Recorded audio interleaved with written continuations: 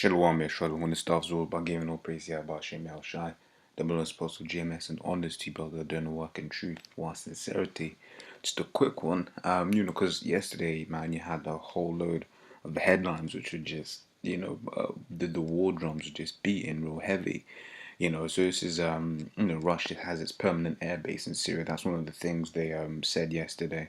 That the Russian State Duma had agreed, basically ratified it. And then they also said now they're looking at Cuba and Vietnam, right? Vietnam also, America has ties with Vietnam, because of the Vietnam War. But also Cuba, and when you think about Russia and Cuba, you're thinking about the Cold War. But this war ain't gonna be cold. It's gonna be a hot, fiery thermonuclear war, right? Because what we see happening on the global stage right now is basically we're gearing up to the end of the war, gearing up to World War III. Right, in fact, in truth, we already are in World War III. Right, you had that aid convoy that got hit. Russia, U.S. is saying it's America. Then you had them Syrian military that got hit. And they said, yeah, oh, sorry, it was an accident. This, that, and the other. So things are getting tight. Things are getting tough. Right, this is Ezekiel 38 and 1 says, And the word of the Lord came unto me, saying, said, Son of man, set thy face against Gog, the land of Magog. Now these two are originally Japhites, right? But that land is inhabited by who today? It's inhabited by the Russians, right? So the chief prince of Meshech and Tubal prophesy against them and say, Thus saith the Lord, power, I am against thee. Because why? Because Russia, they're still Edomites. The Lord's going to use them, right? It says, I'm against thee, says O Gog, the chief prince of Meshech and Tubal, and I'll turn thee back and put hooks into thy jaws. And Bob was showing us a video of one of the other politicians of a opposition party in Russia, and he was basically coming out and saying, hey man, we need to destroy America, man. We need to come, basically saying we need, fulfilling this scripture, man. He's saying, hey, we need to come back into, being powerful. We need to be, that's like, I don't know if he said we need to destroy America, but he basically said we have to be on the offensive. It says, And I'll bring thee forth in all thine army and horsemen, all them clothed with sorts of armour, even a great company with bucklers and shields.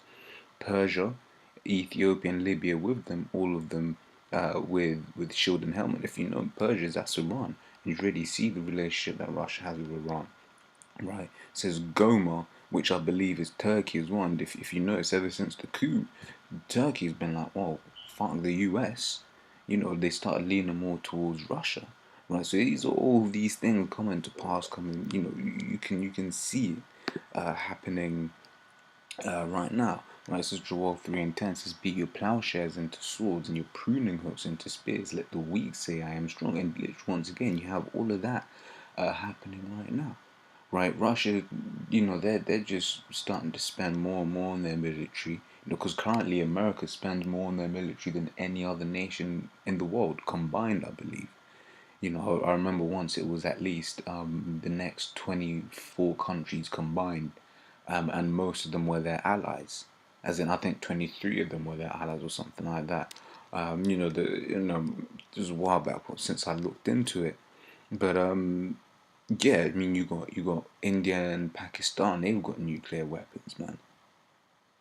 Most people just know India for their curry, but yet they got them nuclear weapons that what do you call it? Now gonna go and destroy America, man. Right? It says Jeremiah 15:3 says that for out of the north there cometh up a nation against the right, and that's talking about Russia, right? Because geographically Russia's in the north, right? It says which shall make her land desolate, right? And desolate, let's see what that means, right?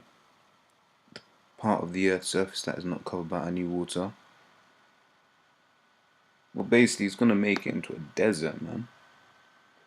Into a complete desert. It says, and none shall dwell therein. It says, they shall remove, they shall depart, both man and beast. Basically, no one's going to live there again once Russia's and all the other nations, even the UK is going to drop their nukes on the US, right? But yeah, with that, scriptures say watch and pray, and if you watch, man, you know that this thing is close, that the end of the world is nigh.